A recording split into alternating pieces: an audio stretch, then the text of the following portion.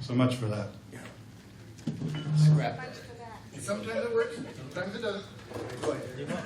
I've got a soft voice.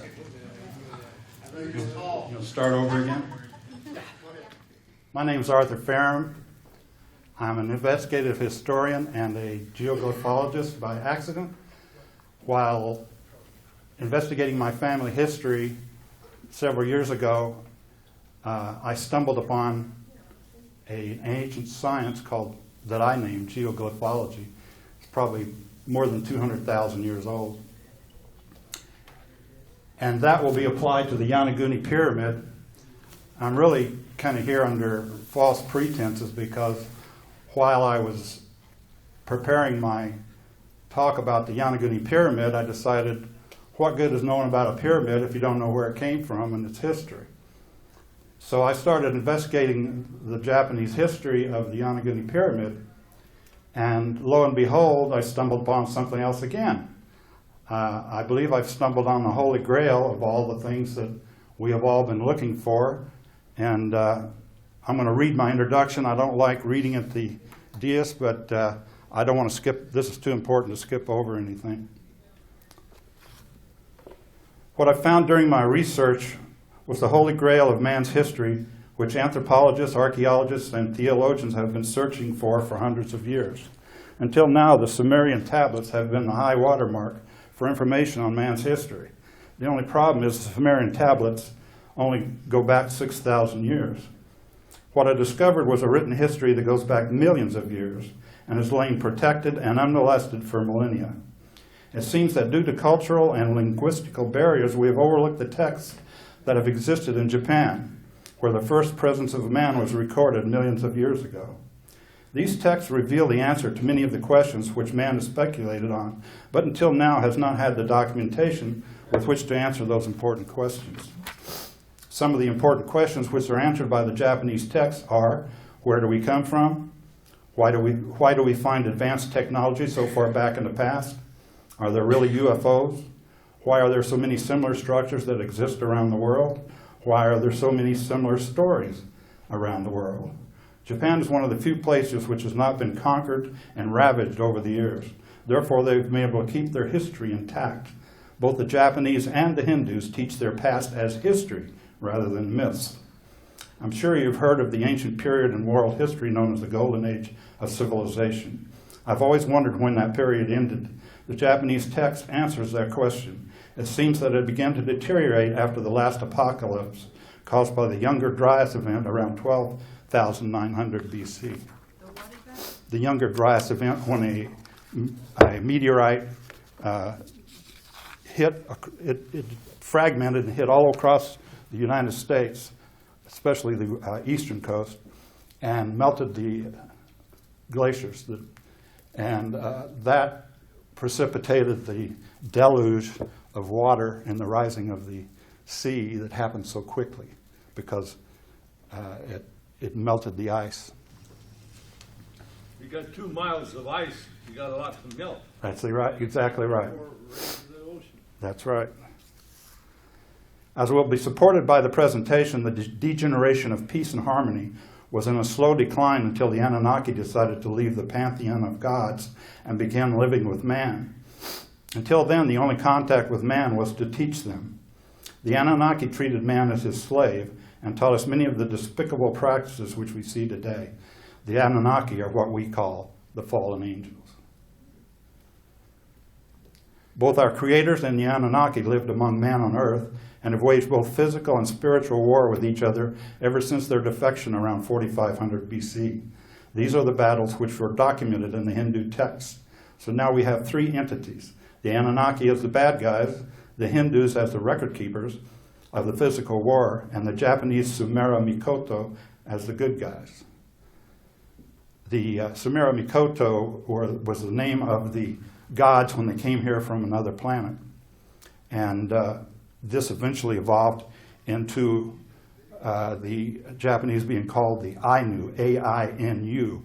And that name will play a part in the beginning of the Anunnaki's part in world history. The ancient gods were giants, 20 to 24 feet tall and taller. The reason is we find little left of their work was because they had great psychic abilities and for the most part did not need tools. Bones of the giants have been found in every state in the United States. Some burial sites contain the bones of as many as 150 to 200 bodies. So where are those bones now?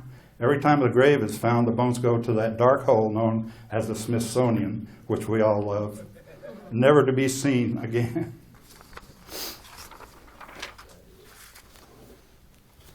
The object of my presentation today will be to prove the continuity of the presence of what we know as the ancient gods from their original presence in Japan down to the present day. There are many organizations and governments that already know this information but are afraid to share it. We were created in the image of the gods and have the ability to develop these same psychic powers ourselves. This is proven by the powers of the Buddhist monks in Tibet. However, if we learn that we are independent beings, governments and religions around the world would lose the power which they have over us. Always remember that fear is the easiest way to control someone. My friends, have no fear.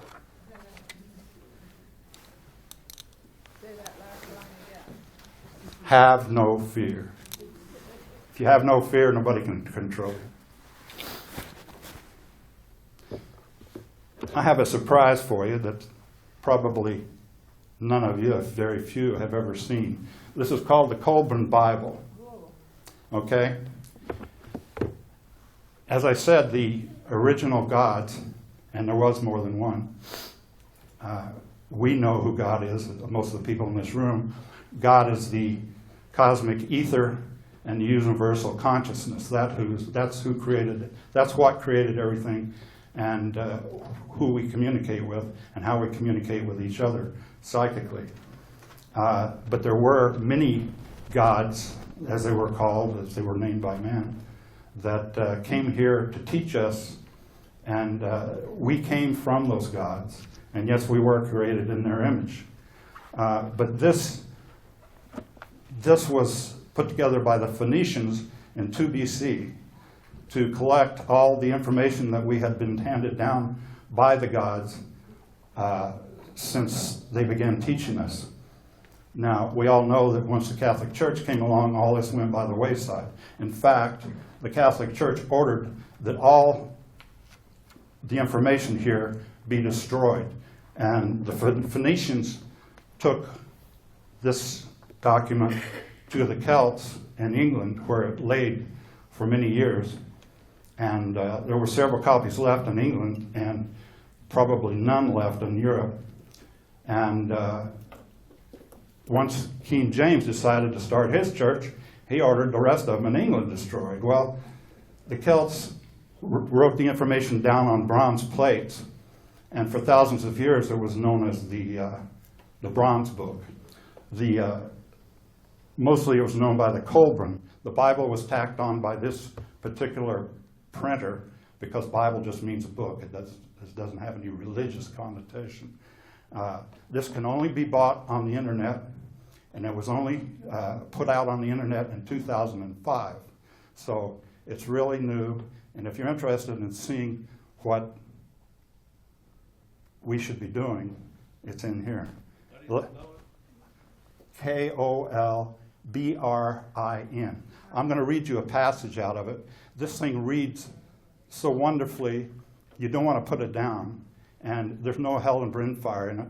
It just makes you want to be good. Who and when how did it get interpreted in English?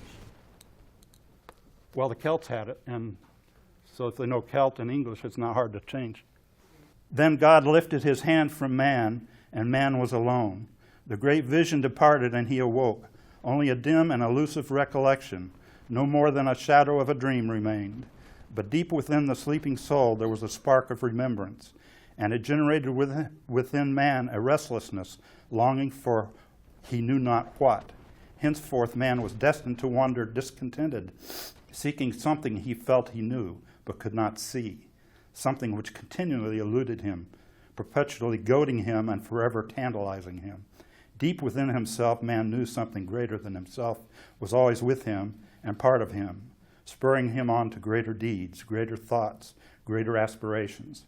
It It was something out beyond himself, scarcely realized and never found, something which told him that the radiance seen on the horizon, but dimly reflected, had hidden the glory beyond it. That's how this reads. Wonderful. Isn't it great? As an 18-year-old Marine, I stood in that exact place and took that exact picture. And I can tell you, Japan is one of the most beautiful places on the face of the earth, and has some of the most wonderful people. Oh, something I also wanted to say about that. When I first got to Japan, little did I know that all the restrooms in the bars were unisex. They only had one restroom. And so I went waltzing into the bathroom, and my wife said, "Don't tell us." I went waltzing into the bathroom, and I'm sitting there washing my hands, and I hear the stall behind me open and close. And I finished washing my hands, and I turn around, and here's this beautiful Japanese woman standing there. And she turns around and she says, "Would you zip up my dress?" And as I'm zipping up her dress, I thought only one thing: thank you, God.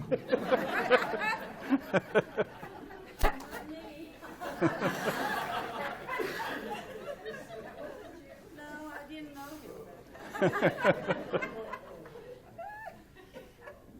According to the Taniguchi documents in Japan, the source of all human civilization, unifying in itself the world's cultures in peace and harmony.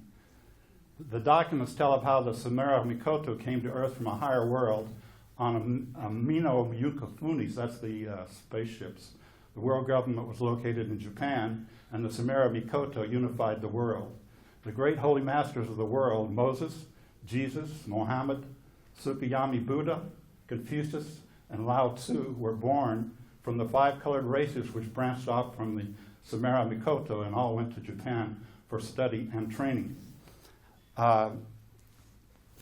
In the next slide, I believe, it tells about the history of the Samara Mikoto. And as you can see, they've got quite an ancient history, especially the 300 billion years. I think there was a little tweak in the translation here, because my impression is that the High Ancient was in another Earth, and they say it was travel the Earth, travel the world. I think there was a different world, and that the 3 million years started here. Our Earth is 4.5 billion years old, so it could not be the 300 billion year place. And it says, the world emperor loses material prosperity but continues to send teachers around the world.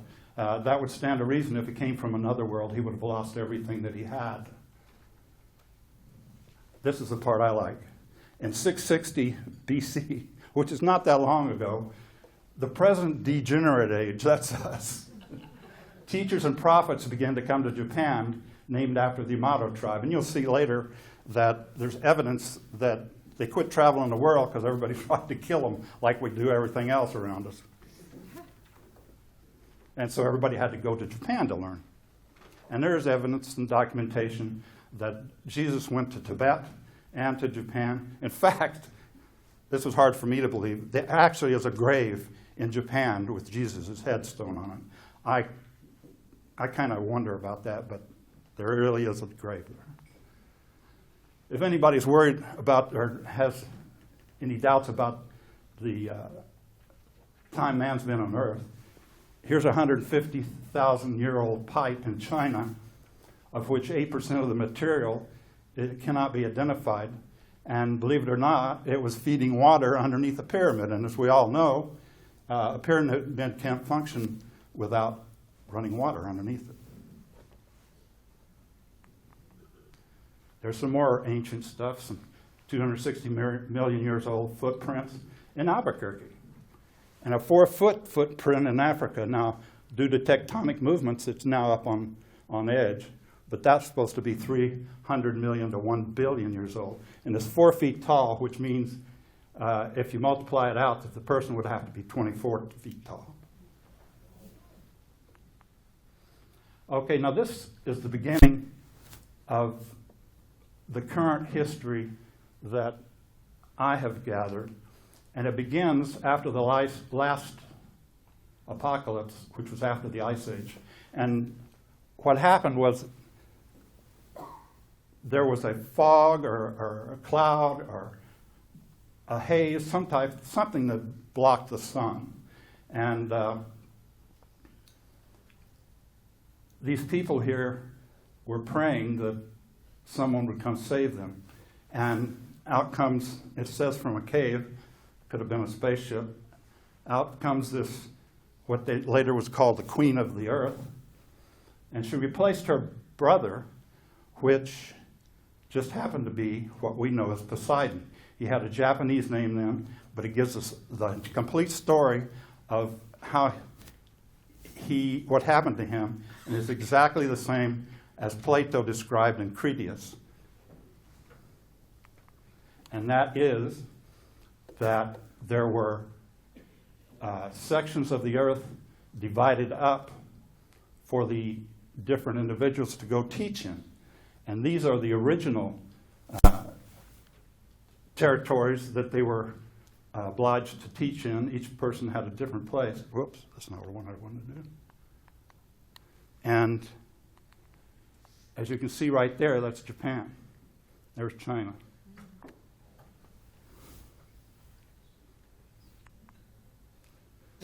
This is some Japanese history that they put up. Shows what we would call flying saucers. In ancient Japan, they knew what many of us know, that what really makes the universe go around is the cosmic ether and universal consciousness. This is the creator. This is how we all communicate with one another if we're capable of it. But being human beings, they had to have something physical to worship. And it turned out, since it was visible and it gave life to the earth, it turned out they chose the sun. Now this here, this diagram here is the very first compilation of the lines that started the first Japanese writing. They used pieces of this particular image to compose their Japanese writing, and I'll show you that in a second. Here is half of that, and what this is God, and they were venerating God by using it in their writing. This is a heavenly God, this is an earthly God, and you're going to see these all over the place. In fact, you've seen them several times if you were watching today in the present. Somebody else said this too. This is a very spiritual place right now, as most of you know. And without fail, every presentation that's been so far, part of it's contained in this. So we're all meant to be here for a reason. So this is a heavenly God, that's an earthly God, and this is the earthly God leader in Japan. And as you remember, the Emperor of Japan used this as his symbol clear up to the Second World War. So this was the leader of the earthly gods, which the emperor took the place of later on. This is the Anunnaki symbol for God, and this is the Anunnaki symbol for, this is the heavenly God, this is their earthly gods. And you can exchange the word God with king, Lord, whatever makes you comfortable, but since the myths of the world have labeled them gods, that's what I'm going to use. But later on, this symbol was changed to that one, and I'm sure that one's very familiar to you too. So my job today is to take these symbols and show you the continuity down from ancient Japan to today, and I think I'll do it.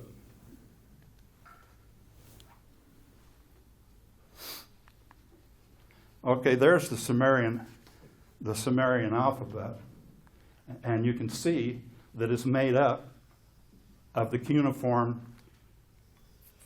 features of their alphabet, their God. There's the Rongo Rongo on Eastern Island. more cuneiform. I'm going to jump all over the world just to show you that there was a world organization at one time.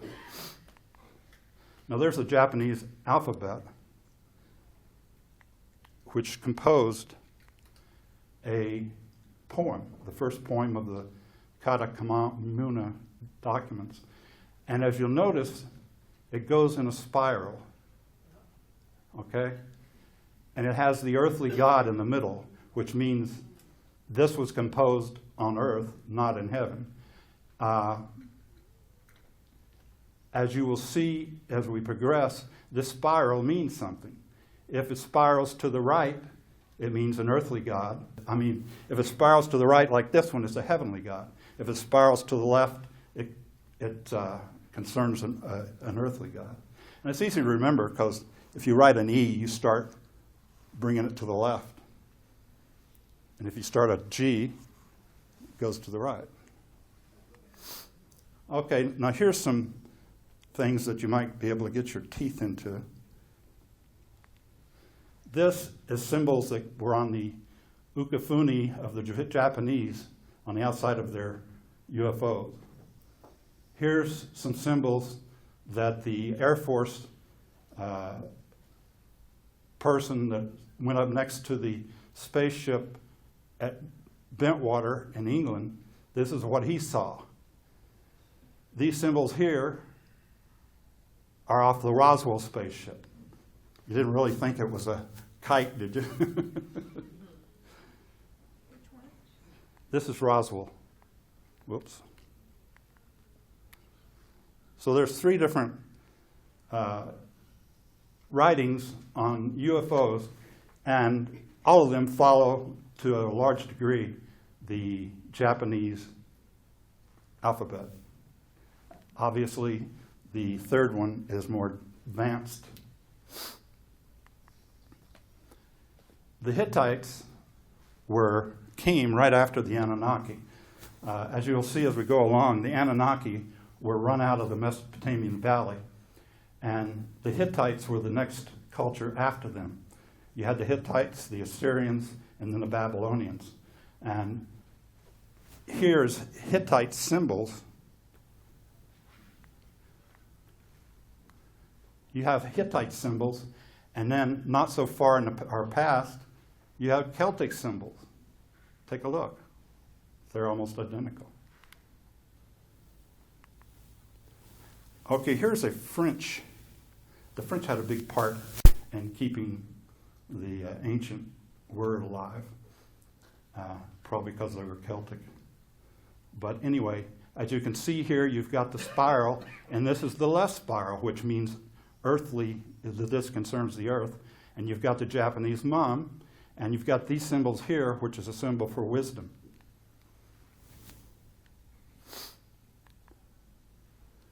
Here is, as one person said, a beaker design on a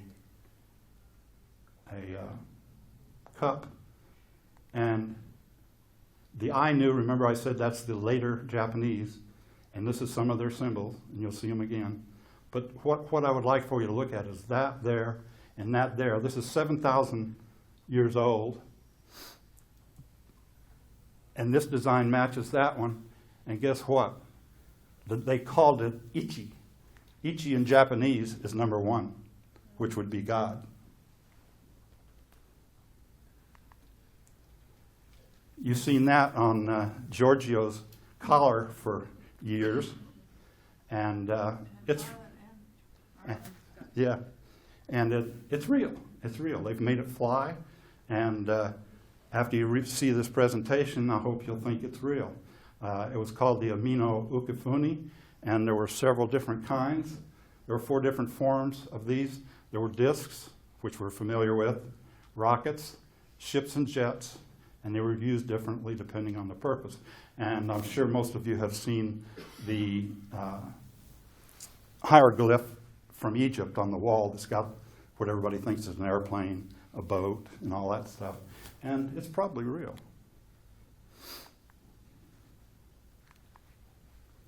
Okay, one of the races there were, according to the text, Japanese text, there were 5 races.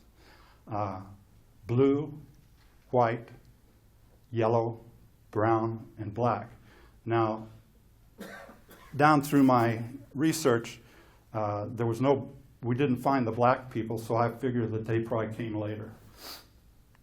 Either that or they had a terrible prejudice. Okay, here's a Buddhist depiction of the gods as they would have been in Japan.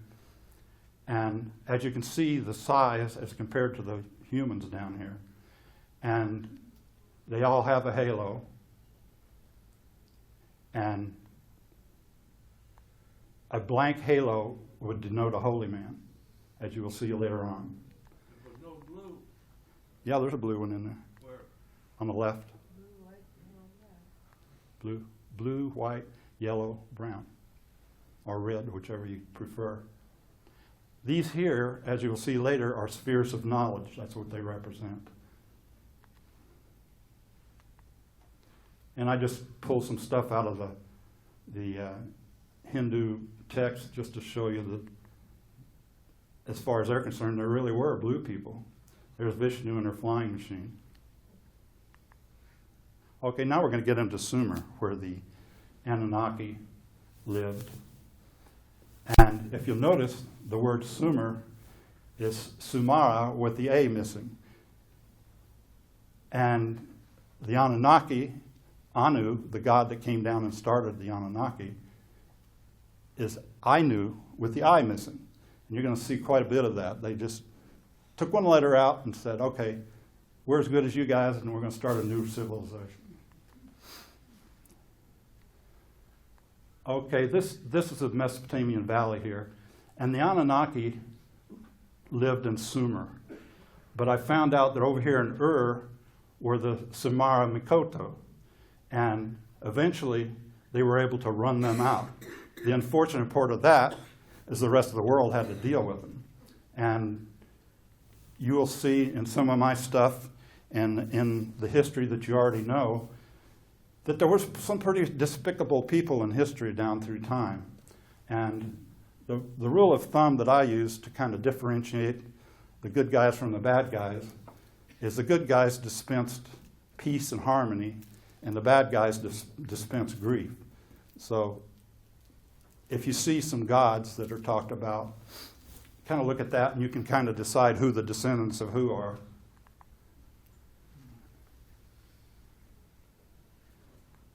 And here's what I'm talking about the Anunnaki stealing stuff. The first Anunnaki god was named Anu, and it means great lord. Well, the name Anunnaki, guess where that came from? Anu, the Japanese word for lord, Na, the word for noble, Ki. And also it's a trident, which you see a lot of. So the Anunnaki, whether they named themselves or somebody else did, took the Anunnaki, took Anu, Na, Ki. And so it's half Japanese and half Anunnaki. As you'll notice, there's an extra N in the current translation of Anunnaki, and you'll see that the Hopi people added an N, or when it was conjugated, Anu was the ant people for the Hopi, and N-N-A-K-I were their friends, which fits right into what I'm talking about. And I found that the Hopi Indians of the United States maintained the spirituality that was taught to them probably more than anybody else. But most of the Native Americans retained the spirituality, and the United States seems to be the centerpiece for the knowledge that was passed down to them. And unfortunately, the Native Americans adhered to it and were practically wiped out. Okay, now before the Anunnaki left the tribe, so to speak, there was already trouble in the Mesopotamian Valley. And this is illustrated by this demon here that was found that came from the 7th and 8th century. Well, the Anunnaki were in the 5th century, the 5th century BC. So there was already trouble in the Mesopotamia Valley before the Anunnaki left, and they probably left. These guys are having too much fun. In fact, what they said to their bosses were, we've been teaching these people for 40,000 years and they haven't learned a thing. Maybe if we go down and live with them, we can teach them something. Well, they went down and lived with them. Instead of teaching them something, they taught them all the bad stuff and became just like them. Okay, a lot of people think the Anunnaki are good guys. I'm going to read this for just the people that can't read it, and this kind of sums it up. Anu, the Mesopotamian sky god and member of the triad of deities completed by Enlil and Enki. Like most sky gods, Anu, although theoretically the highest god, played only a small role in the mythology, hymns, and cults of Mesopotamia. He was the father of evil spirits and demons, most prominently the demoness Lamashtu, who preyed on infants. Anu was also the god of kings and of the yearly calendar. Excuse me. He was typically depicted in a headdress with horns, a sign of strength.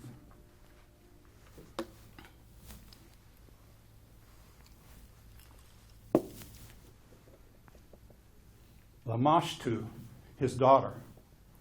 In Mesopotamian religion, the most terrible of all female demons, daughter of the sky god Anu, a wicked female who slew children and drank the blood of men and ate their flesh.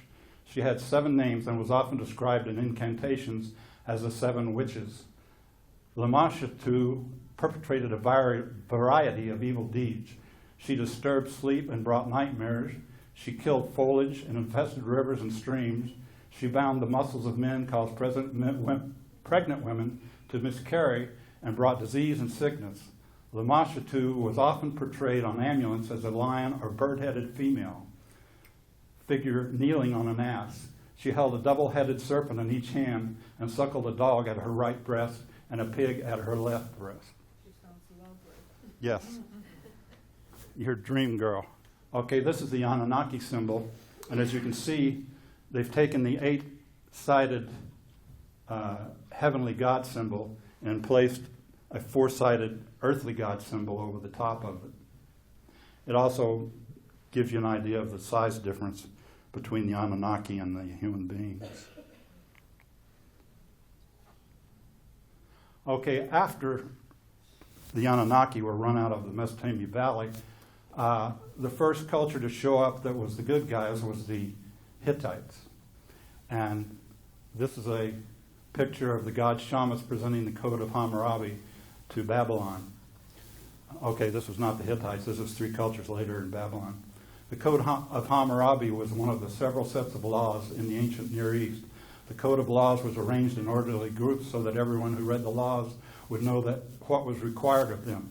Earlier collections of laws included the Code of Ur-Nami. So there you've got some information coming from Ur, from the king of Ur, which was about 2050 BC. The laws of Ishnununa in 1930 BC. And the Codex of Lipit Ishtar of Ishin in 1870 BC. While later ones included the Hittite laws, which they passed down, and the Assyrian laws, which they passed down, there was also the Mosaic law, and we all know about that one. These codes came from similar cultures. Moses incidentally visited Japan, along with Jesus and all these other people. These codes came from similar cultures in a relatively small geographical area, and they have passages which resemble each other. Sorry, Bob. There's Wikipedia.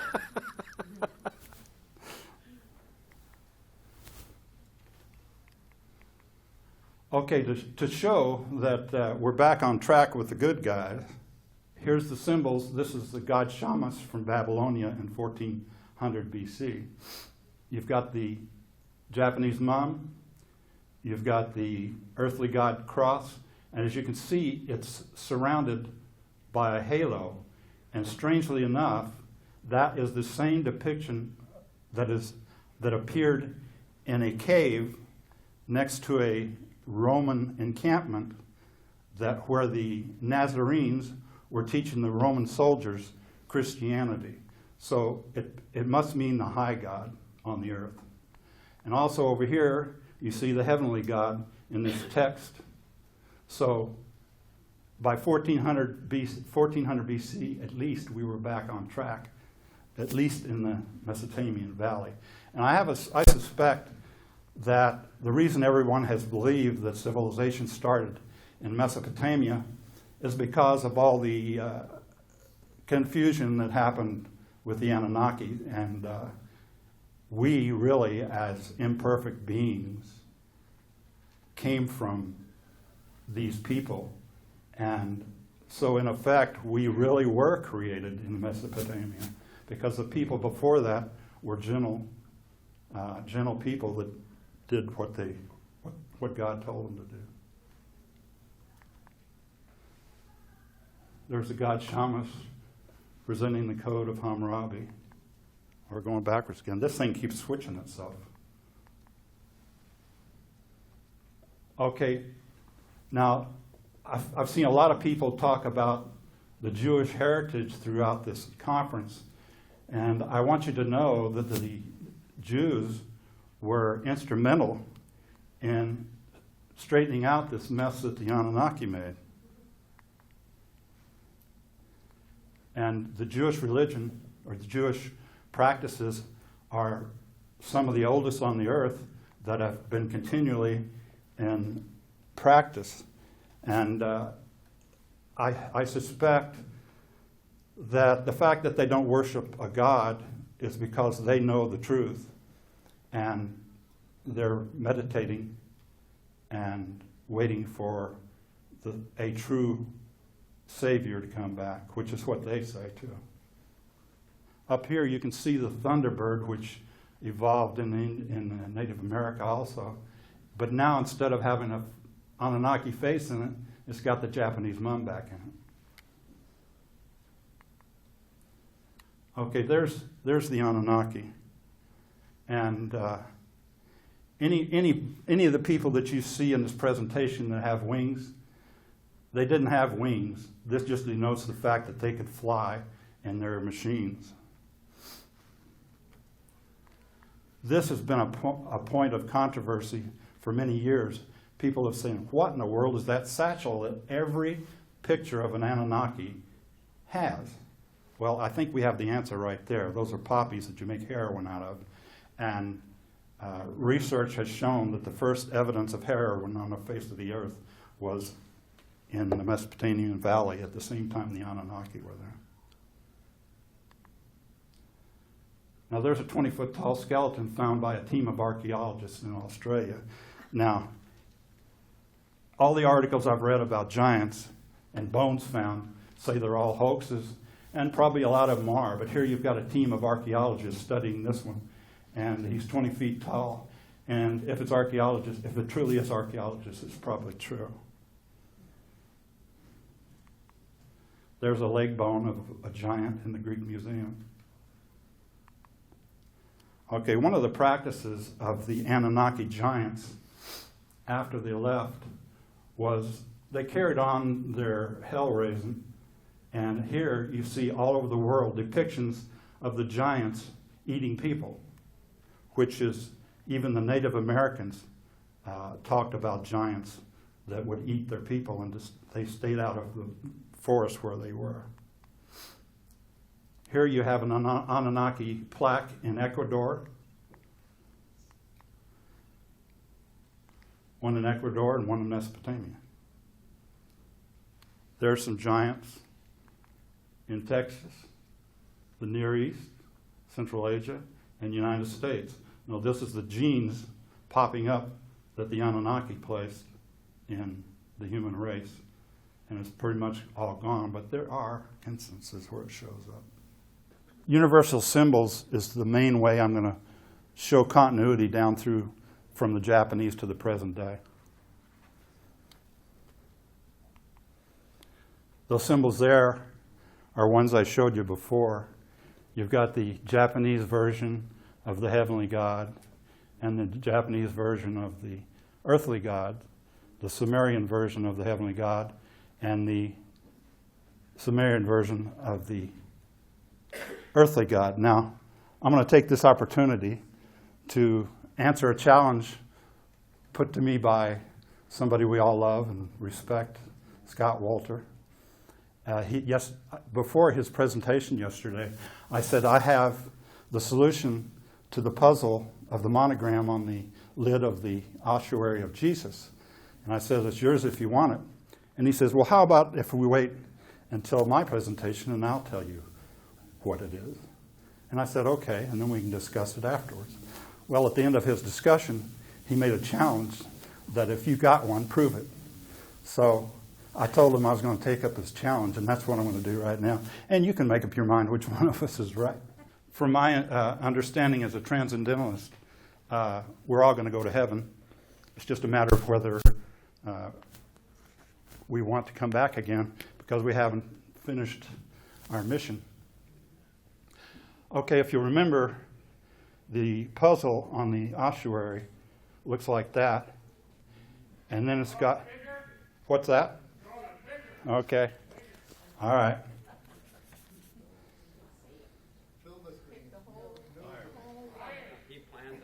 Gosh.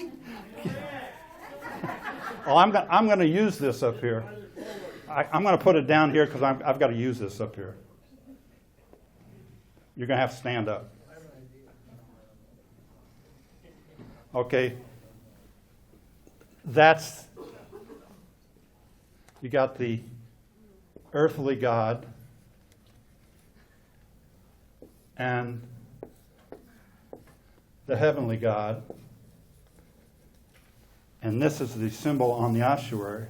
You've got the earthly God, and then you've got this right here, which is Scott Walter's hooked X. And I must say, I thought he was on the wrong track for years and years. But once I finished this project, he was right on target. That is the symbol for Jesus, and possibly the Jesus bloodline.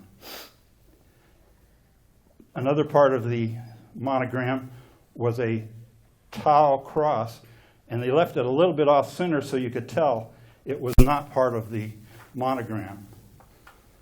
So I'm going to construct this puzzle and narrate it as I go along.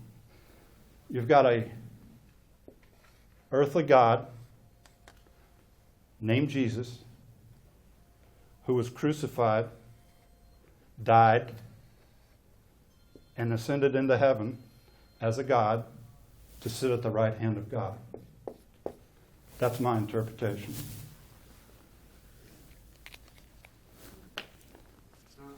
You used the term right hand of God, but you drew your symbol on the left side of your God symbol. If God's sitting on a throne looking at you, that's to be the right side. If he's sitting looking at you, that's his right side. If he's facing us. Yeah, if he's facing you, which he would be doing if he was on a throne. Okay, here's those symbols again. And the reason I put them up there again is, as you can see, we have a chronology down through time of the heavenly God symbol. Ancient Japan, ancient Samaria, Buddhist, Coptic, King Solomon, Byzantine. These are 8-pointed. This is 4-pointed. Even Catholic, even though I won't tell you the truth about the presentation that I'm giving, know about the earthly God symbol. But if they told us about it, they'd lose control. To push this home, this is Axum, Ethiopia, where the Ethiopians are supposed to have taken the Ark of the Covenant, and in this building where it was supposed to have been housed, you can see the heavenly God here, and the earthly God here, and the heavenly God here. And this is the back of the building. Here you've got the heavenly God here, and the earthly God here, and the heavenly God here. So this is pervasive throughout religion down through time. And if nothing else, this presentation is an argument for world religion because we're all worshiping the same people.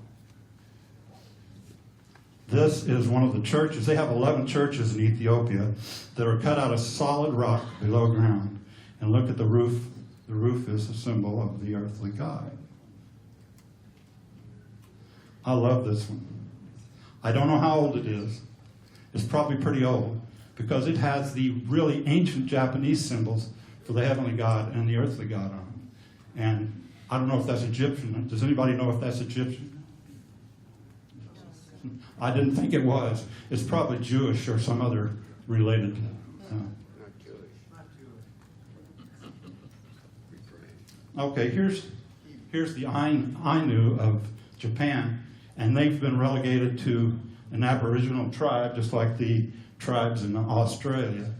But on his sword here, you can see the sun disk with mums in the center, and the teflon on his headdress, just like the Jewish teflon. I have wondered my whole life where the Plains Indians came from, because they don't look like anybody in the rest of the world that I know of. And they're very striking people and definitely different than most. But watch this. These both are Japanese Ainu. Here's a Canadian Ainu. The Ainus, just to push home the fact that they were all over the earth, there are Ainu tribes all over the earth, and they still call themselves the Ainu. If you look here, you see the sun disk with the mum. Over here, you'll see the sun disk with the mum. And more importantly, you'll see the symbol of the earthly god here. And this scroll work you'll see in a lot of places. In fact, here we are in Japan, and here we are in Canada, and you've got the same work. This is a Sulawesi tribe in Indonesia, and Indonesia used to be part of the Japanese Empire back in ancient times. What I put this in there for is to illustrate the facial features of the Indonesians. Here's an American Plains native, a Hopi Indian. Like I said, I think they are closer to the real spirituality than any of the other tribes, although all of them are pretty spiritual. And the reason I've got this in there is there's your God symbol, and here's your mom's. See if there's anything else there. No, I don't think so. Okay, here's a pair of Plains Indian moccasins. If you notice, there's the Jewish pyramid with the Eye of Horus in the center. You've got the Egyptian step pyramid. You've got a throne like was found in Russia. You've got the Celtic pyramids with the entrance on the side.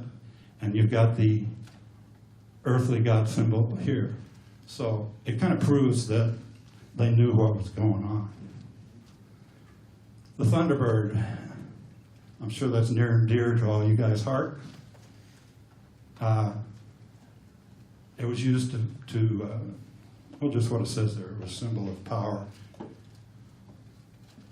There's a Thunderbird that was unearthed from Göbekli Tepe, 10,000 BC, and there's a Native American Thunderbird. Pretty close. And there's a number of other ones I have.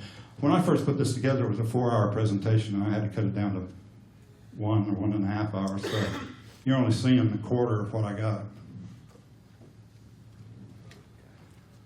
I think the spirits were looking down on me when I was putting my presentation together, because just a few months ago while I was putting my presentation together, this appeared as a crop circle in England. And here you've got the Thunderbird, you've got the earthly gods, heavenly gods, earthly gods, heavenly gods, the sun disk, the Horus, the earth, the moon, and this here has been the Ferrum family logo for over 1,000 years. Oh, that was a gift. Wasn't it a gift? I think it was. Okay, I'm going to show you the earthly God, which is the cross. And it's probably going to get boring, but I just want to show the continuity down through time. Here, this is an Egyptian. Okay, this is from Göbekli Tepe too. And here you have the earthly God. You've got what will be an Egyptian hieroglyph in later times. And you've got this symbol here, which I don't know what is, but you'll find out that it shows up in a very unlikely place later on in my presentation.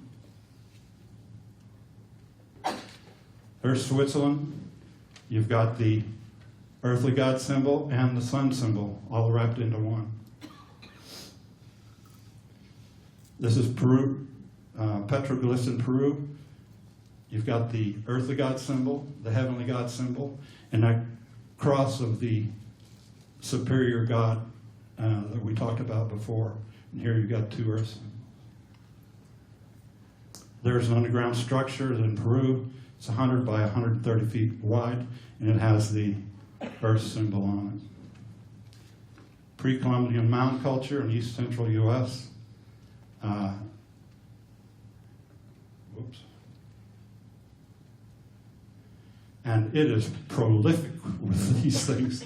There's one, there's two, there's some on the pot over here,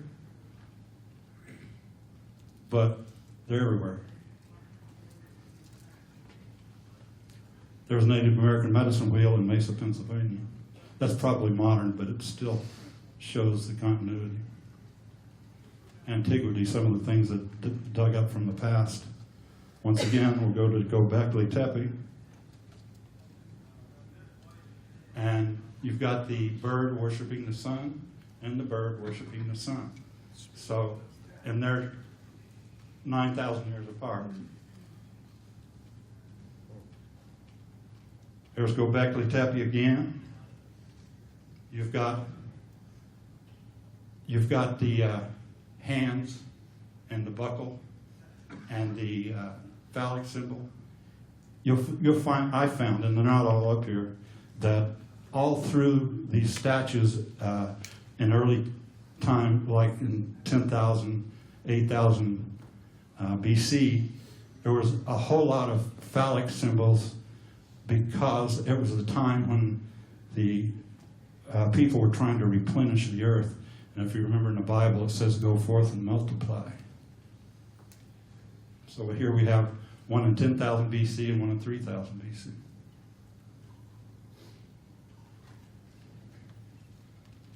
Göbekli Tepe, 10,000 BC, with the cross, a phallic symbol from Göbekli Tepe. Now this is interesting, and you're going to see some more of this later. These here, apparently, are heavenly gods that came down to visit these other people. And you'll notice they've got the 8 lines that shows they're heavenly gods. And these must be holy men. And you've seen halos on a lot of medieval pictures and stuff. This has this type of halo, and the rest of them have this type of halo. And notice there's no lines in it, which would indicate they're just holy men. Now, if you look at this, you've got the Catholic the heavenly God. You've got the Catholic earthly God, or Lord, whichever you prefer.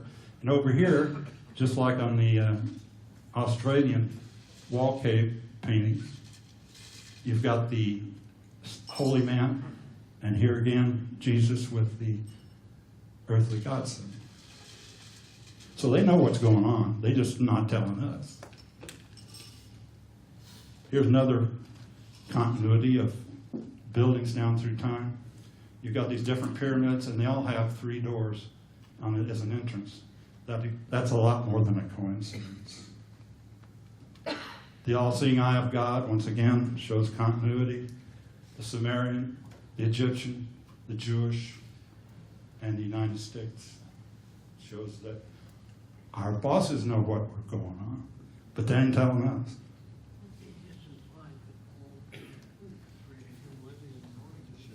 Okay, we've got, this is Mayan.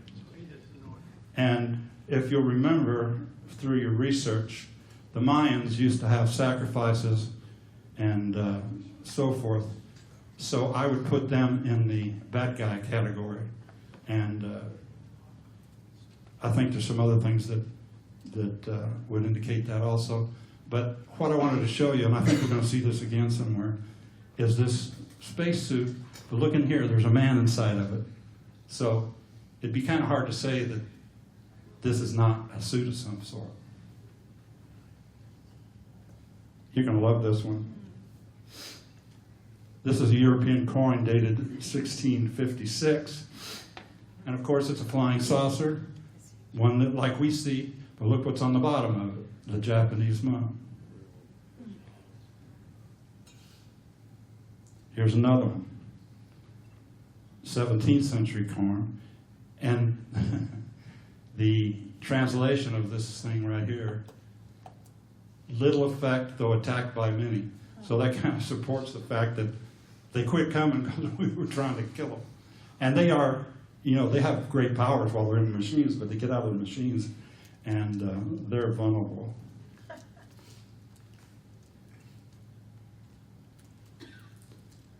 Here's a space vehicle on a Egyptian tomb, probably supported by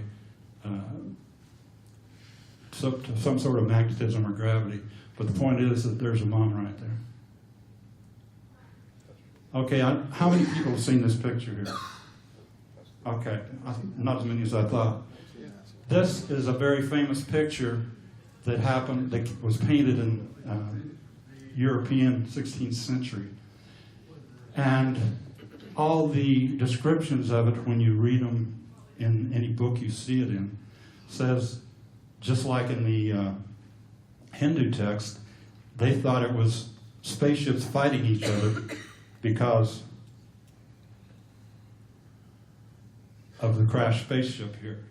But I went back and read the text real close, and what it says is, remember us, we're the sun gods, we're the good guys, we're bringing spheres of knowledge, these are Torahs, which are information, and that were not up there for a long while this was being displayed. After this was all displayed for a while, this appeared by itself. And it says, please quit throwing spears at us. And then a hologram comes out of here and crashes, as if to say, don't throw spears at us, we'll crash, or we're going to die. But anyway, it seems to me to be a totally different interpretation than what most people give it. I don't know if anybody's seen these or not, but they're very interesting. They show man with dinosaurs, which kind of supports my argument. These came out of a cave in Peru. This is in Cambodia, I believe. Which is the dinosaur? Yeah, all of them have dinosaurs, but one of them has a man with a dinosaur. Where? Upper right. Right there. And these couldn't have been fake because there's over 50,000 of them. Glaciers did it. Yeah, the glaciers did it.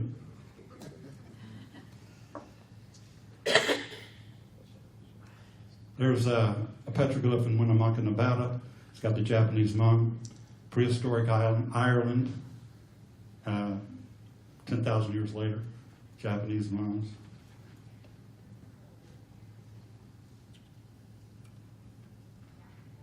We had a blank. This is geoglyphology, and this is what I told you that I discovered that is an ancient science that was used to denote territories. And Winnemucca was where I was just showing you those petroglyphs. But this is called Winnemucca Pyramid, the Pyramid Lake Pyramid. And as you'll notice, it's got several pointers to point to different places that are of importance. But this is the one I picked out because if you trace that, it goes down the 3808 degree bearing, which points exactly to the northern tip of Japan, which is where those petroglyphs right next to it came from. Here's some Native American petroglyphs that match the Japanese petroglyphs. You've got the square. These spirals, if you'll remember, if they start to the right are God, if they start to the left, they're earth, are heavenly and earth. These are called tripholons. And as you can see, they occurred over a wide range of territory on the earth. There's some earrings in the silent auction made in Greece that look like. Well, if you want to be in the know, you need to buy them. There's California, believe it or not. There's an earthly God with the sun, and here's the sun with the rays sticking out.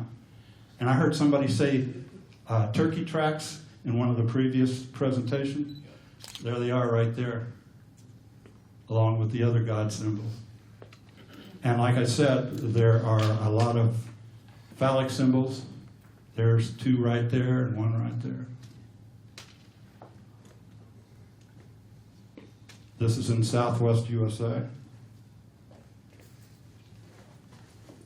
There's that great cross again, the sun, tree of life. South Africa, believe it or not, there's that cross. You've got the heavenly spiral, heavenly. All these are heavenly. You got the sun. The turtle was a big sacred symbol way back, and you've seen a couple of them in the presentations prior to this. Okay, you can see the giant, you can see the humans, and this is a right spiral, which means it's a heavenly God, and you got both of these people grabbing onto it, so I would suspect that both of them came from somewhere. Oh, I love this one. UFO, look at the trail it's making. And these two guys running from it. Here's someplace you wouldn't expect symbols. Hawaii. You've got the left spiral, earth, wisdom, and God's giving you wisdom. Easter Island in Norway. Here's that symbol I told you to look for later on. There it is right there, the same one that's found in Göbekli Tepe. And look how far away it is. And you have the heavenly spiral and the earthly spiral. I couldn't leave this one out. If you'll see right there is the earthly God. You got a right spiral, and so indeed this area is heaven. And down here you've got the earthly God again. Now strangely enough, I put that under to show that Easter Island has these symbols on the back of the moai. But an interesting fact is these are all imitations. The Japanese made these to overlook a cemetery. Why would they do that if they didn't have a relationship with Eden?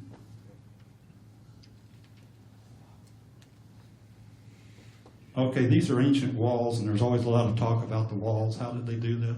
How did they lift them and all that other stuff? Well, remember, they were psychic, and they could lift these things. If they got on the same frequency as the rock, it becomes weightless. Has that been done recently? The Tibetans can do it today. And Frank Joseph can attest to that. If he's read Churchward's work, is Frank Joseph in here? Is he left? Okay. Okay, these rocks here were probably hewn, but these rocks here were poured, and there's been a lot of speculation about how did they get all these angles in these rocks, and they speculated that they had to have been poured to do that. Well, they have been poured.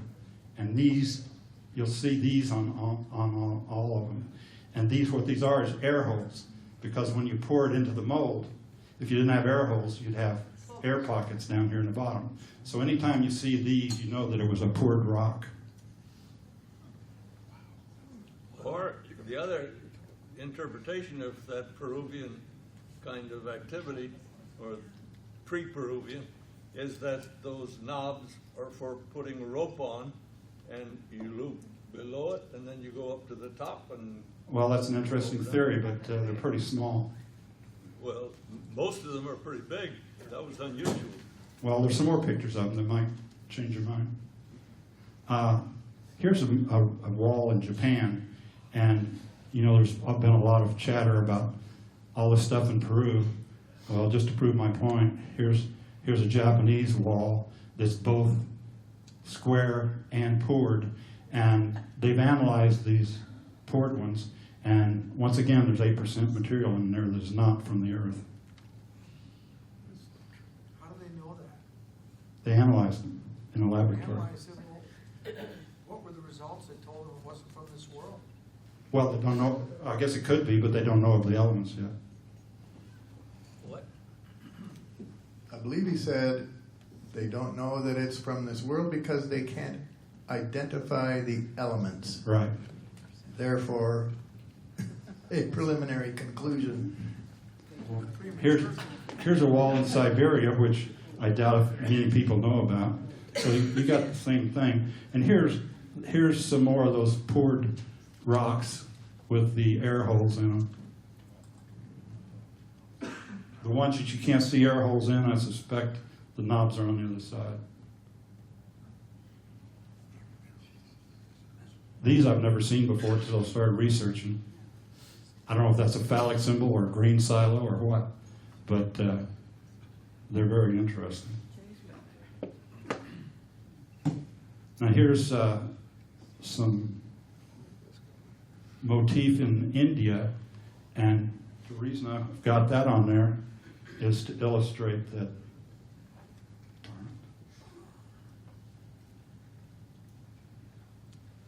Is to illustrate the mums, which means there are 3 races in the world that advise not marrying outside their race.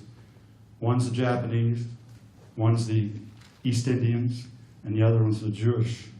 And strangely enough, those are the same 3 races that were involved in the Anunnaki debacle when that happened. And I suspect that they impose those rules so they don't get their gene pool polluted with people like us.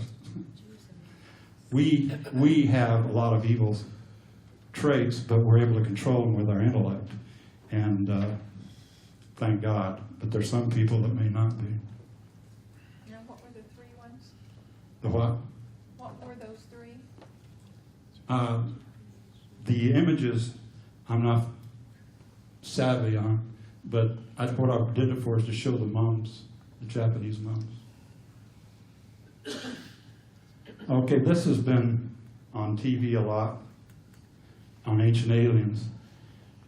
And it's been speculated that these are faces of all the cultures around the world. And I have to subscribe to that because now we know that the Japanese teachers went all over the world, and this is probably a compilation of all the people that they were teaching. Okay, here's some monoliths that looks like they were cut with lasers, and we've seen these before many times, but you may not have seen these. These are both in Japan, and they look just as spectacular as the other ones. Look at the alignment. It doesn't look straight until you put a ruler on it. There's one in Alexandria, Egypt. Now, why would anybody make a sewer pipe, or whatever that is, by taking a big block and cutting the pieces off around it? There's another ancient drill. Oh, I love this one. This is very descriptive. You have Turkish tombs down here, and you got Japanese tombs up here, and they display the exact same qualities.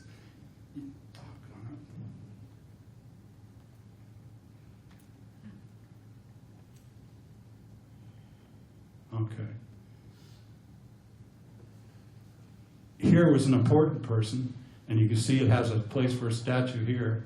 And down here was an important person, and you can see the sculptures up here. But the important people got 3 arches. The less important people got 1 arch. This guy didn't get any. There's 1 arch, 2 arches, 3 arches, 1 arch. But that kind of ties both Turkey and Japan together. A lot of people don't think there's cut stone in Greece, but there you go. Iran, India, that's polished stone. Okay, geoglyphology. Now we're going to get, I'm wrapping this up. This is the science that I discovered about 6 years ago that is able to describe territories as large as continents. And what I discovered when I first, no, it's not there. When I first showed you the Japanese territories that they taught in, they were following the longitudinal lines around the earth. And I suspect that got tiresome because it cuts across a lot of different land. But later on, and you can look in Plato's Critias, that the lands were divided up amongst Plato's brothers and sisters, and each one was given a piece of land. And I suspect this is when it switched from longitudinal territories to geographic territories. And what geoglyphology does, it describes whatever territory it is that the maker wanted to describe. And I'll give you some illustrations here. Okay, that's the Etruscan tombs of 800 BC. And incidentally, the Etruscans and the Celts went together to fight the Roman, not the Empire, but the Roman Republic was before the Empire. But they worked together to defeat the Roman Republic, but then eventually the Romans got strong enough to drive them out. And the Etruscans founded Portugal, and the Celts founded Galatia. And the border between the two is the oldest border in Europe. Now, if you'll notice all these little notches, these are very similar to Celtic tombs in Ireland. Watch what happens if you extend those notches out using Google Earth. You get the Etruscan Empire. So anybody that says that the Etruscans weren't going across the ocean just hadn't looked at this. They identify specific spots around, geographically identifiable spots around the world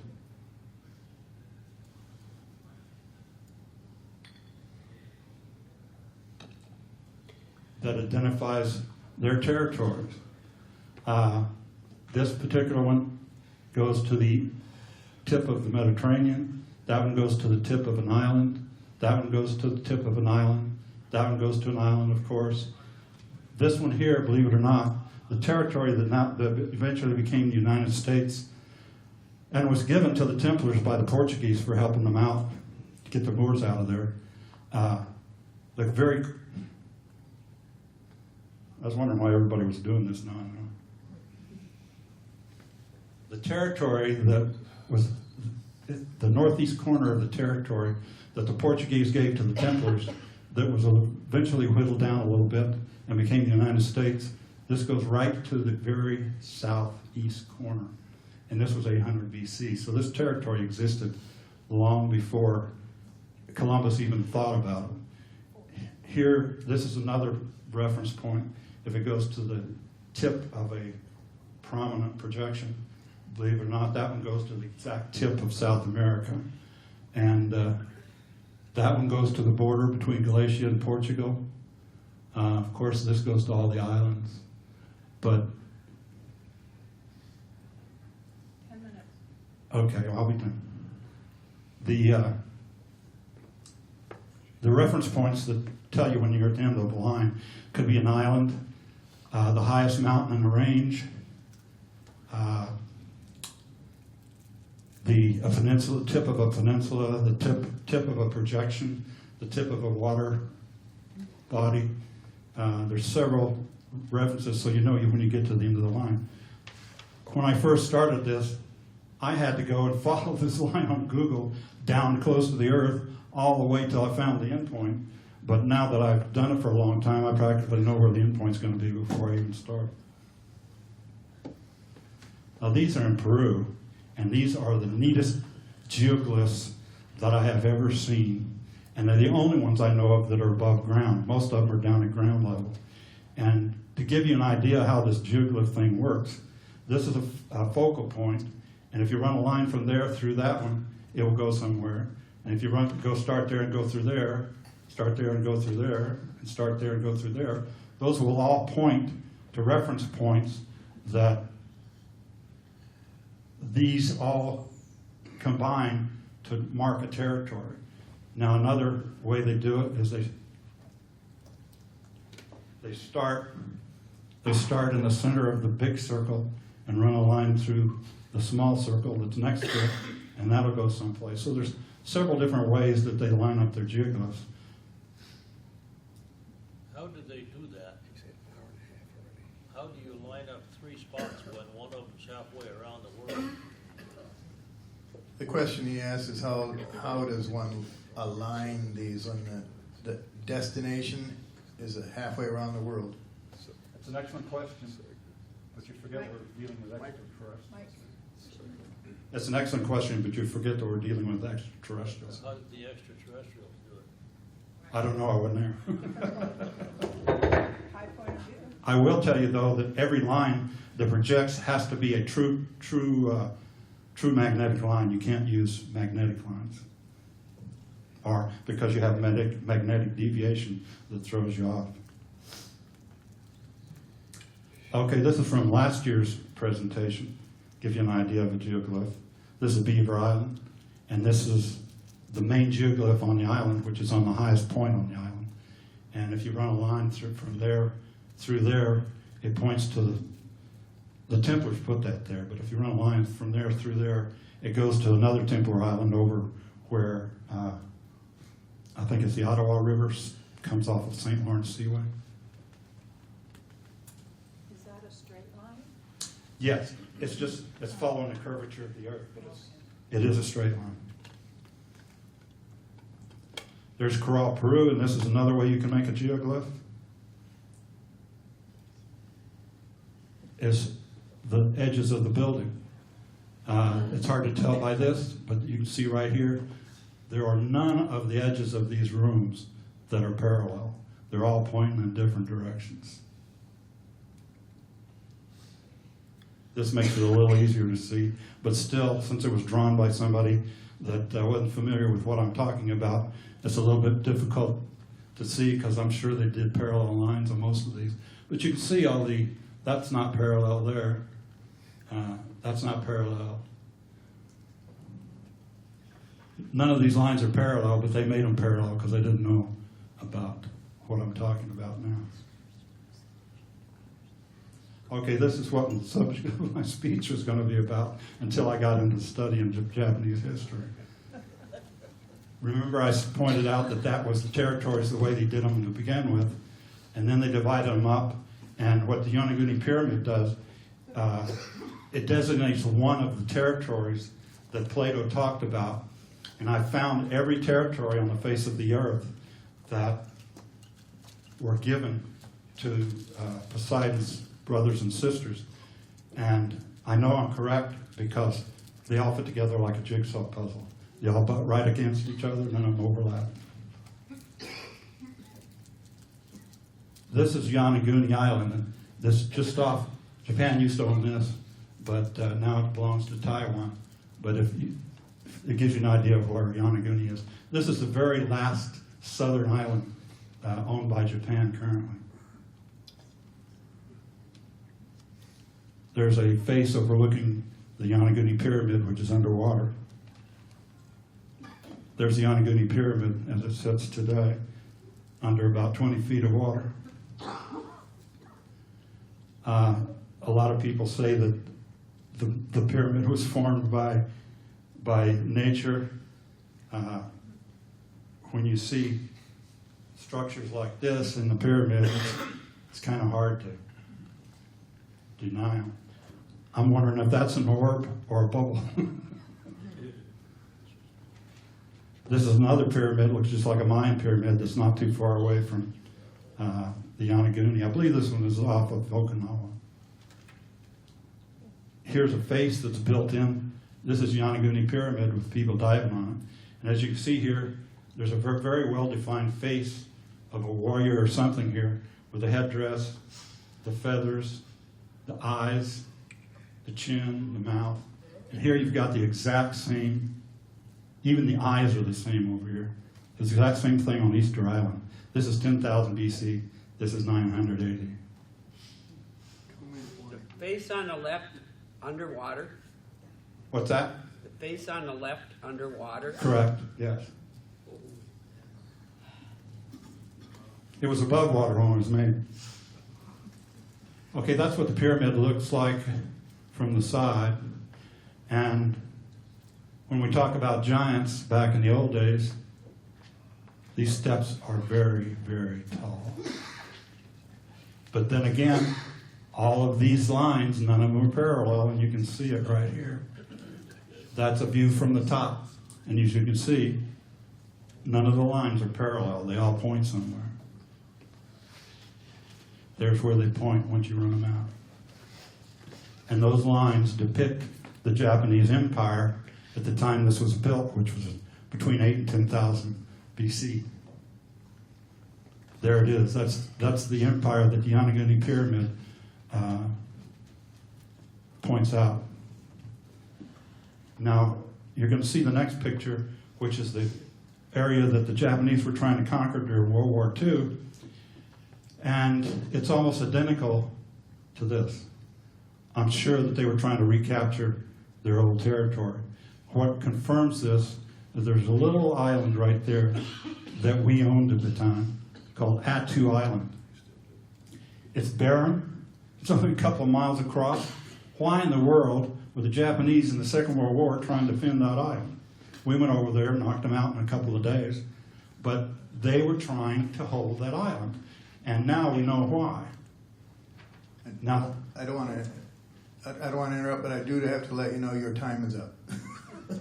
So try to wrap it up quickly, please. I will. And we appreciate your time. Okay.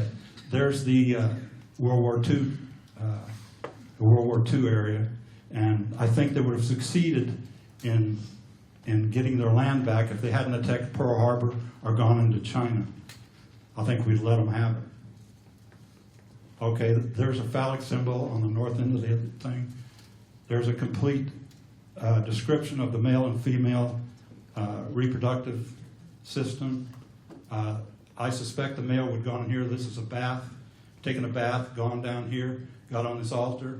The female would probably started here, gone through here. That's a bath that she would have got on the altar.